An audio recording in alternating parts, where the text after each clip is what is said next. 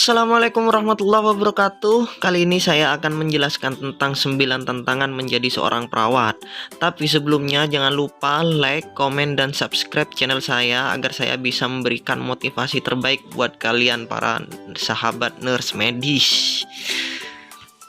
Menekuni profesi perawat dan menjadi bagian dari sekelompok profesi besar yang ada di Indonesia bukanlah suatu mimpi buruk, melainkan perwujudan cita-cita. Tantangan untuk menjadi seorang perawat dilalui dengan penuh keyakinan, walaupun tantangan etika profesi keperawatan belum sepenuhnya dipahami. Profesi perawat saat ini memang masih bisa dikategorikan profesi yang bergengsi dalam menghadapi tantangan sosial. Banyak orang berlomba-lomba ingin menjadi perawat. Alumni atau lulusan perawat saat ini juga sangat banyak. Kebutuhan pelayanan terkait dengan profesi ini juga masih sangat dibutuhkan, sehingga menjadi salah satu pertimbangan untuk memilih profesi ini. Merawat pasien bagi seorang perawat benar-benar membutuhkan belas kasih yang tinggi dalam membantu orang lain yang saat itu benar-benar sedang membutuhkan pertolongan, sehingga ada sebagian orang tua yang berharap anaknya dapat menjadi perawat agar dapat menebar manfaat bagi orang lain. Sebagian orang juga memilih profesi perawat didasarkan atas hobi, butuh tantangan maupun hanya sekedar menekuni ilmunya agar menjadi bekal bagi diri dan keluarga dalam menyelesaikan permasalahan kesehatan mereka. Dari pertimbangan-pertimbangan tersebut, maka wajarlah jika orang-orang berlomba-lomba memilih profesi tersebut. Namun di balik itu ternyata menjadi perawat juga. Berikut ini beberapa tantangan menjadi seorang perawat yang ada di Indonesia. Biaya sekolah mahal. Walaupun bukan yang termahal, biaya sekolah perawat dibandingkan dengan rata-rata sekolah pada umumnya ternyata membutuhkan biaya lebih besar, baik SPP maupun biaya praktek dan lainnya. Apalagi jika penyelenggara sekolah adalah pihak dari swasta. Coba bandingkan dengan sekolah-sekolah pada umumnya, pasti Anda akan mendapatkan jawabannya. Sebagian orang, masalah biaya bukanlah permasalahan utama, karena biaya yang dikeluarkan akan sebanding dengan kualitas yang didapatkan. Jika demikian, tetapkanlah hati untuk memilih profesi perawat dan belajarlah dengan sungguh-sungguh. Kerja tak kenal waktu.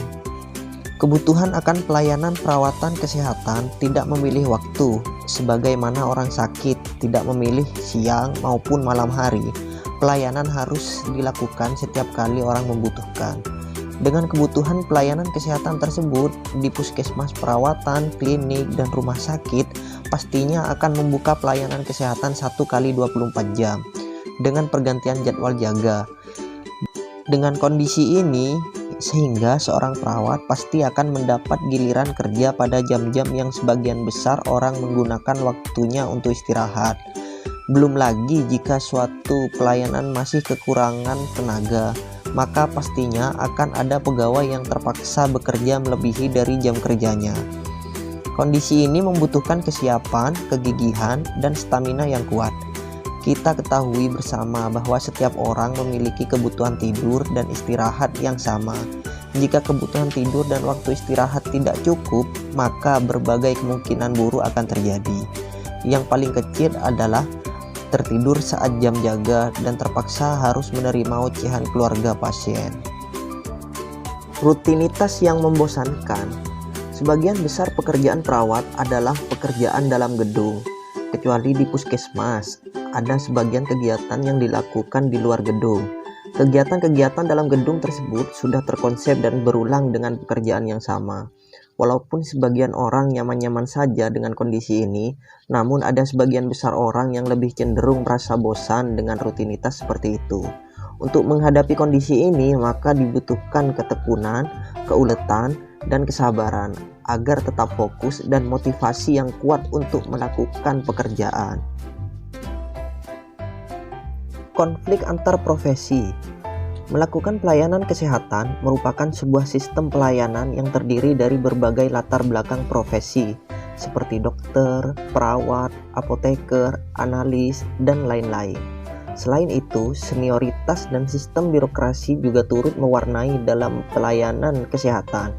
Sebagai tim yang profesional, maka kolaborasi antar profesi tersebut sangat diperlukan dalam bekerja sesuai tugas dan fungsinya. Gesekan antar profesi, senioritas, dan sistem birokrasi tidak jarang kita temukan. Saling merendahkan dan tidak menghargai kelebihan dari profesi masing-masing kerap kali dilakukan oleh oknum-oknum tertentu.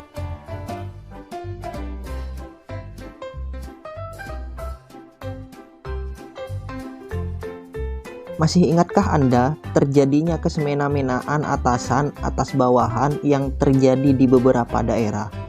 Sebagai perawat yang profesional, tentunya harus mampu membuktikan bahwa kita adalah tenaga profesional dengan keahlian yang tidak dimiliki oleh profesi lain. Kita harus membuktikan pada atasan bahwa tanpa kehadiran bawahan, maka tak ada sistem yang berjalan untuk pelayanan kesehatan. Tantangan dari pasien dan keluarga. Jika saat ini Anda adalah seorang perawat dan pernah bertugas di unit pelayanan kesehatan, tentunya pernah merasakan atau mendapatkan ocehan dari pasien atau keluarga pasien, seperti marah-marah, mengomel, bahkan melakukan aksi fisik kerap dilakukan oleh pihak pasien yang belum tentu apa yang mereka maksud adalah benar. Sebagai pelaksana pelayanan, tentunya hal tersebut perlu disikapi dengan kepala dingin. Menjelaskan kepada pihak pasien adalah hal utama yang harus dilakukan. Disinilah kesabaran seorang perawat benar-benar diuji. Jangan mengaku menjadi perawat bila belum mampu menghadapi hal-hal seperti itu, karena hal tersebut kerap kali terjadi di unit pelayanan kesehatan. Pekerjaan tidak sesuai bidang keilmuan. Entah salah siapa melakukan pekerjaan tidak sesuai bidang keilmuan masih saja terjadi di beberapa tempat. Seorang perawat harus melakukan tugas administratif, keuangan, dan bahkan terpaksa harus melakukan kegiatan yang sebenarnya membutuhkan kewenangan medis. Kekurangan tenaga, kekurangan pengetahuan, bahkan arogansi kebijakan mungkin menjadi penyebab terjadinya hal tersebut. Tapi apa hendak dikata, tugas-tugas tersebut harus dilakukan. Bila dilihat dari bidang keahlian, pekerjaan-pekerjaan tersebut tidak sesuai dengan bidang keilmuan yang dipelajari. Oleh karena itu, sebagai seorang perawat juga dituntut harus mampu melakukan pekerjaan-pekerjaan tersebut semaksimal mungkin. Resiko kerja tinggi. Melakukan pelayanan perawatan kesehatan tentunya akan berhubungan dengan segala jenis penyakit, baik penyakit menular maupun penyakit tidak menular. Dalam melakukan pelayanan dibutuhkan ketelitian dan kehati-hatian yang tinggi. Jika tidak, maka risiko tertularnya penyakit yang berasal dari pasien yang ditanganinya dapat terjadi. Semua pekerjaan memang memiliki risiko masing-masing, tapi dari tingkatannya dapat dikatakan bahwa risiko tertularnya penyakit ini masih di atas rata-rata. Berhadapan dengan hukum. Sebagai manusia, kita tentunya tidak terlepas dari kesalahan dan khilaf. Kita juga kadang diperhadapkan dengan suatu kondisi tentunya yang akan menyebabkan kesalahan. Kesalahan dalam pelayanan kesehatan sangat sensitif. Hal ini dikarenakan pekerjaan yang dilakukan berkaitan dengan nyawa seseorang.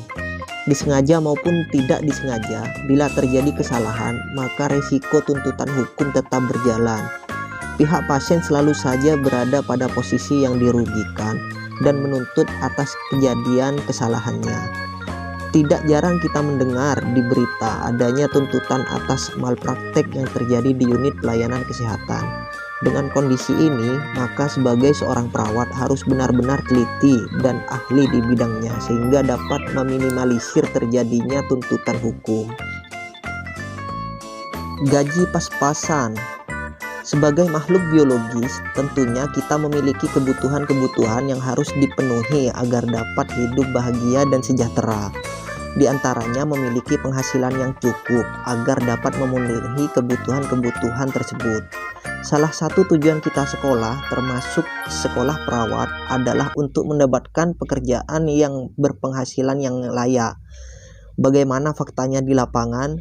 Coba lihat di puskesmas-puskesmas di rumah sakit. Beberapa banyak perawat yang bekerja sebagai tenaga honorer dengan gaji pas-pasan. Coba lihat di masyarakat sekitar. Berapa banyak perawat yang masih menganggur dan belum mendapat pekerjaan.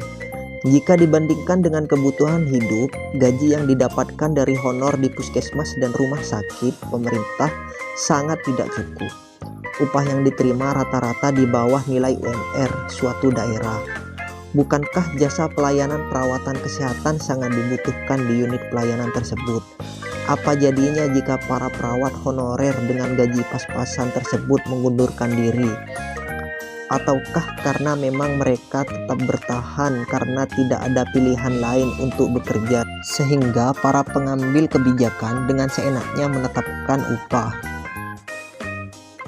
Oke, jadi kesimpulannya, semua jenis profesi memiliki kelebihan dan kekurangan masing-masing, serta resiko dan tantangan yang berbeda-beda.